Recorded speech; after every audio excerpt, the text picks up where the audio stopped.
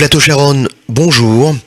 Le rapport du contrôleur de l'État Micha Lindstrauss publié mercredi trouve à redire sur la manière dont le bureau du Premier ministre a géré les opérations concernant l'arraisonnement du Marmara. Le rapport détermine que le processus décisionnaire dirigé par le Premier ministre Benjamin Netanyahou a souffert de lacunes importantes et significatives. Quelle est votre réaction? Oui, bonjour Simon, bonjour à tous. Je suis de nouveau, à mon grand regret, de nouveau extrêmement déçu de l'attitude de notre contrôleur général, dont je pense sincèrement que le moment est venu qu'il parte à la retraite. On l'a assez vu.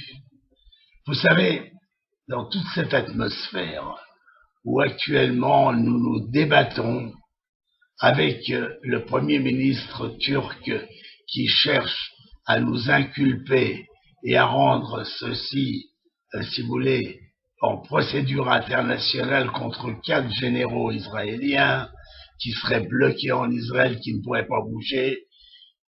C'était vraiment pas le moment pour le contrôleur général de l'État de sortir avec vraiment une absurdité pareille.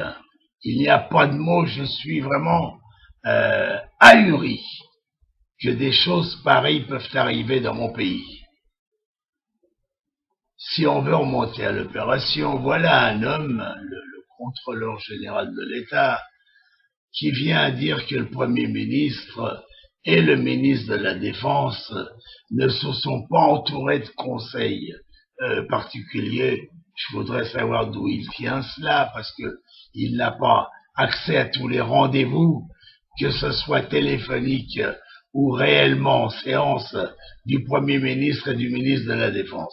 Donc, si vous voulez, déjà, rien que cela ne tient pas debout. Il ne sait pas à quel point le Premier ministre a consulté, a téléphoné, a organisé, et finalement, ce bateau pirate qui venait essayer de rentrer de force dans Gaza. Moi, je voudrais que vous sachiez, à Gaza, j'avais prononcé ça à l'israélienne, eh bien, je voudrais que vous sachiez que si ce bateau était passé, comme certains idiots nous disent qu'il aurait fallu faire, il cesserait aujourd'hui des dizaines de bateaux qui continueraient à venir tous les jours. Il faudrait assumer les contrôles. Ça aurait été infernal. Alors que nous avons fait ce qu'il fallait. On l'a bloqué. Les terroristes à bord ont mal réagi. Ils ont été exécutés comme tous les terroristes du monde. Et tous les pays du monde exécutent des terroristes armés qui cherchent la bagarre. Alors finalement, le bateau n'est pas rentré dans Gaza, il a été fouillé, on a arrêté les gens, on les a libérés le soir même, mais on a fait une procédure de défense de l'État d'Israël exemplaire. Croyez-moi, j'ai suivi cette affaire de bout en bout, j'ai fait un véritable doctorat sur cette affaire.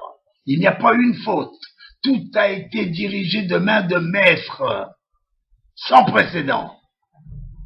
Et voilà ce vieil homme, ce vieux contrôleur de l'État qui vient nous chercher des loises, qui vient de nouveau afficher ses photos dans la presse, et enfin c'est tellement lamentable. J'espère que le Premier ministre va trouver le moyen de faire démissionner ce contrôleur de l'État et de nous donner un contrôleur de l'État solide, sérieux, responsable et qui sait de quoi on parle. En plus, c'est tellement mal tombé comme je le disais précédemment, parce que comme il y a une procédure totalement bidon, mais elle existe, une procédure contre des généraux israéliens, c'était vraiment pas le moment de nous apporter ce mélange que nos ennemis vont se faire un plaisir de se gargariser avec tous ces éléments absolument incontrôlés. Alors ce que je peux vous dire, c'est que je suis totalement contre le contrôleur de l'État, qui a commis, à mon avis, une faute énorme. Il devrait rendre des comptes à ce sujet, et je pense qu'on devrait également le faire démissionner. C'est pas la première fois qu'il commet des erreurs. Moi, je serais ravi qu'il aille sucrer les fraises et qu'il nous foute la paix. Voilà, merci à vous.